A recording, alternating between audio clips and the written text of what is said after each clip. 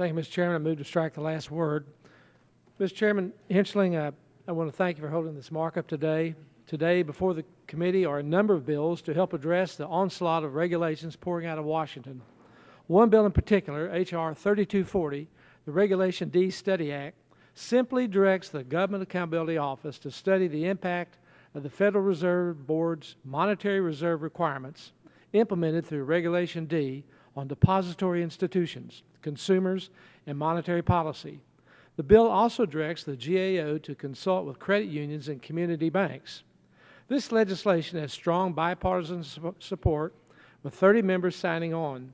I want to thank my colleague Carolyn Maloney for joining with me in introducing H.R. 3240. This is a common-sense piece of legislation that is not only good for financial institutions, but for American families as well. The issues of having only 6 transfers per month for bank accounts has been reviewed in several decades. With new technological advancements in online banking, we owe it to the American public to revisit this regulation. Regulation D forces financial institutions to focus on compliance rather than spending time with consumers to meet their financial needs.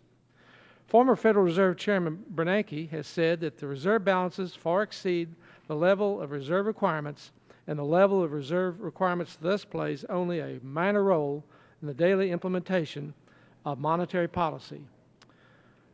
A GAO study will allow an objective assessment of whether the rarely changed monetary reserves imposed on depository institutions and consumers are necessary in order for the Fed to implement monetary policy in the 21st century.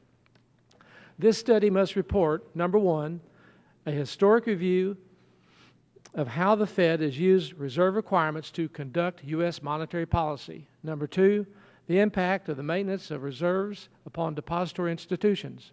3, the impact upon consumers managing their accounts. And 4, the alternatives available to the board to maintain reserves to affect monetary policy.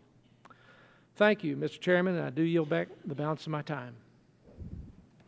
Gentleman yields back. For what purposes the ranking member seek recognition? I move to strike the last word. Gentlelady is recognized for 5 minutes.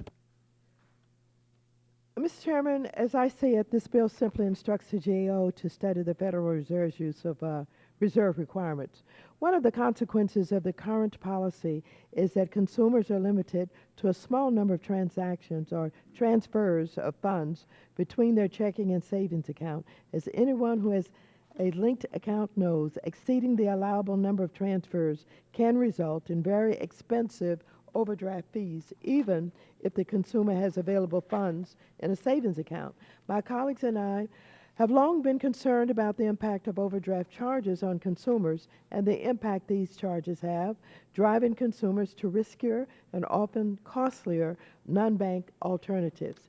This narrow one-time study into this particular monetary policy tool will inform Congress as to whether doing away with the monthly limit on transfers would hinder the Fed's ability to implement policies to grow our economy and lower unemployment.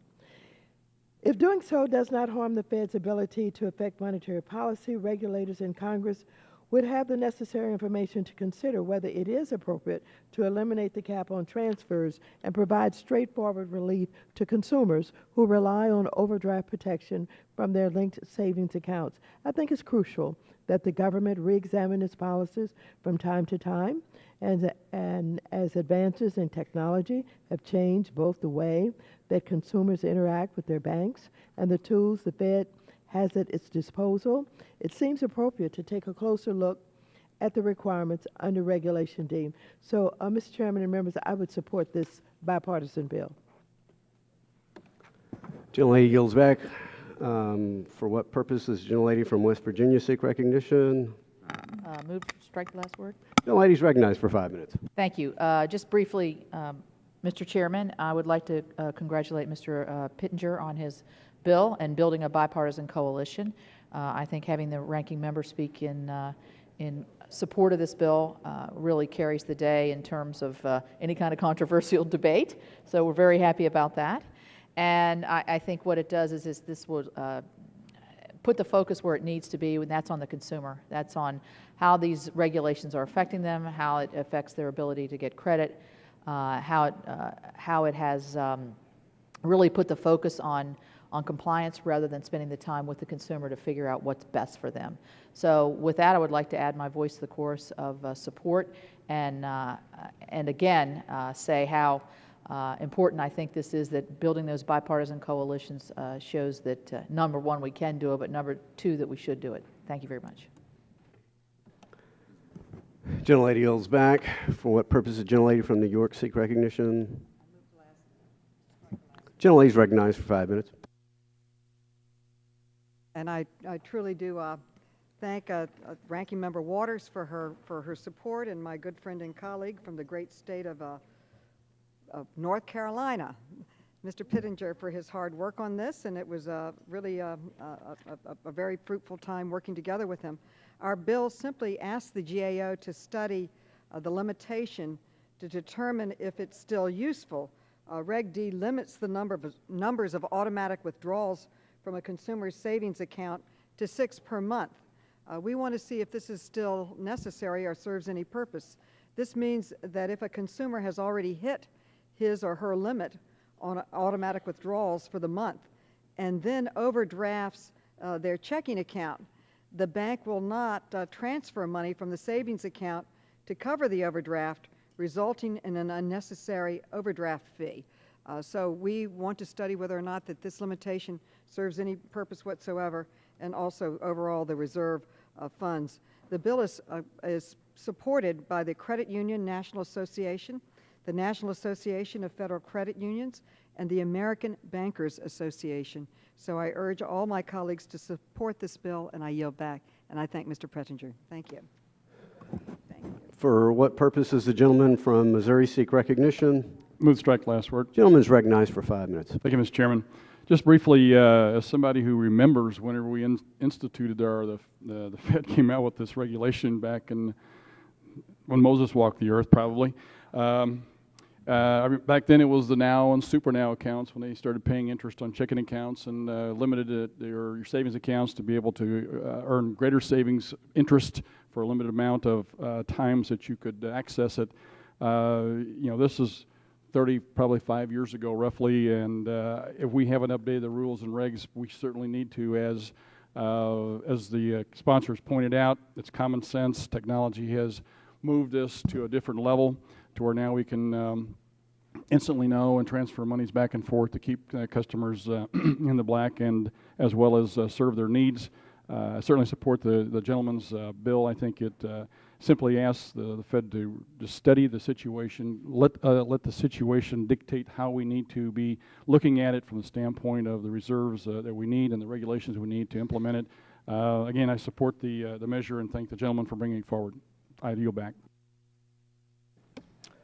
For what purpose is the gentleman from Colorado seek recognition? I move to strike the last word, Mr. Chairman. Gentleman is recognized for 5 minutes. I want to thank Mr. Pittenger and Ms. Maloney for bringing this bill to study different things through the comptroller of the currency.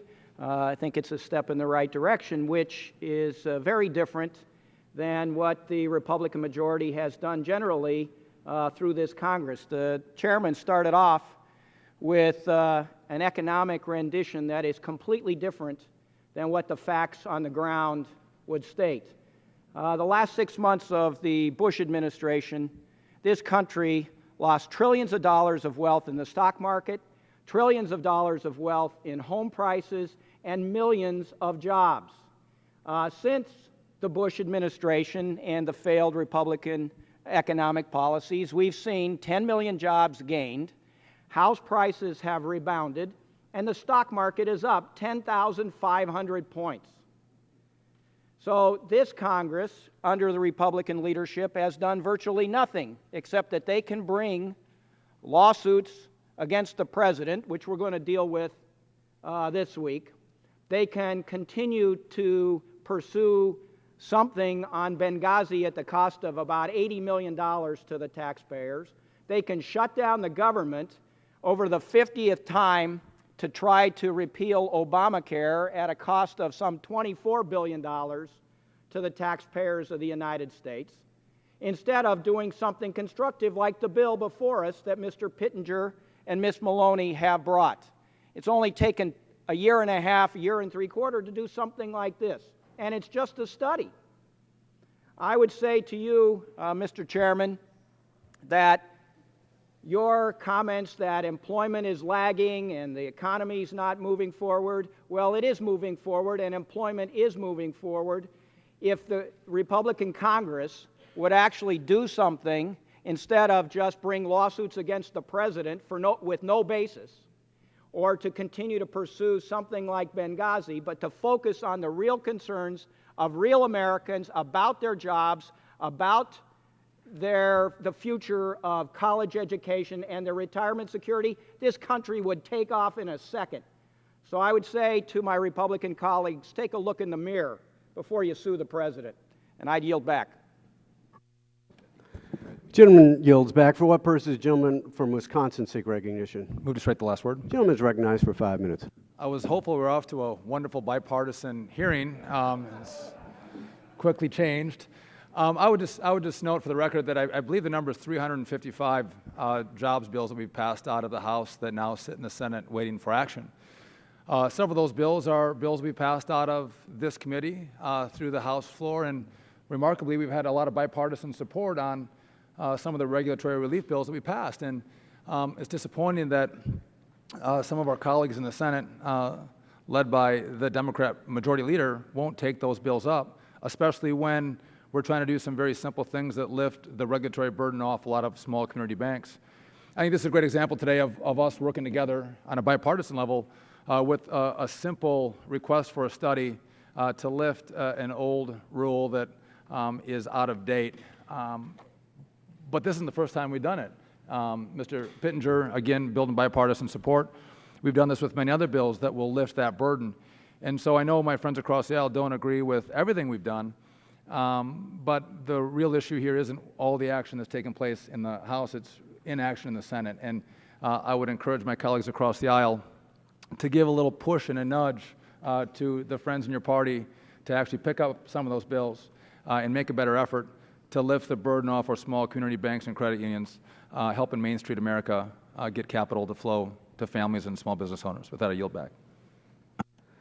Gentleman yields back who seeks recognition.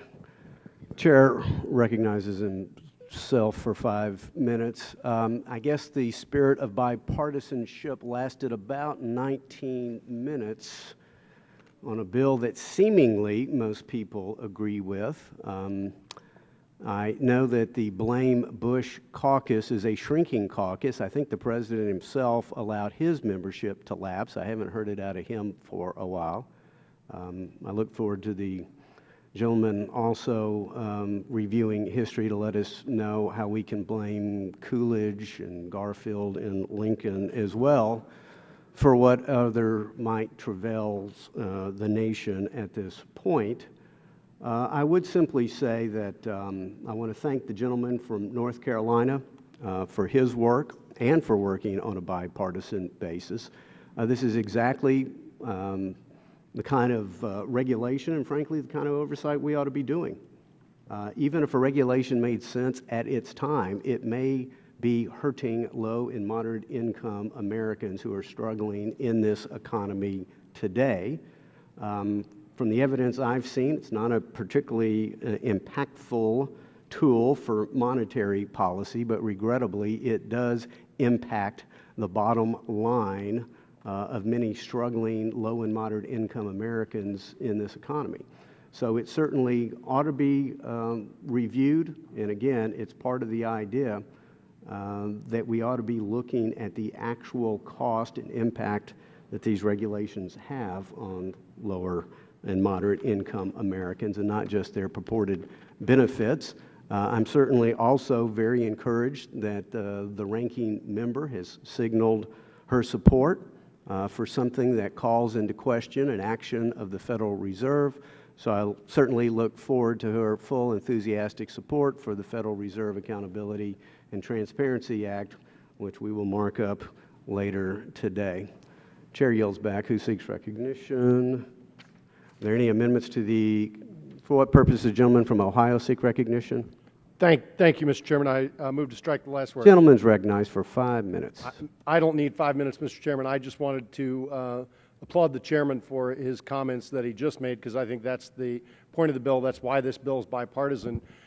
This policy that made sense maybe when it was enacted is hurting low to moderate income people that might try to put money into a savings account every month to save for themselves and then try to get access to it as they need money, maybe transferring money to their checking account. If you do it online, you do it more than 6 times a month, your bank's going to penalize you.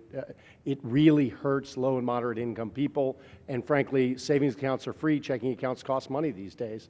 And it's a problem for low and moderate income people to be able to accumulate wealth. And I really applaud what the gentleman from North Carolina is doing here and the gentlelady from New York. I want to thank them for their efforts, and I hope we can get this committee back on a bipartisan basis of helping people. Thank you. I yield back. Gentleman yields back. Are there any amendments? If not, the question occurs on reporting the bill favorably to the House. Those in favor say aye. Aye. Those opposed say nay. In the opinion of the chair, the ayes appear to have it. The ayes have it, and the bill is ordered reported favorably to the House. Members will have 2 days to submit views.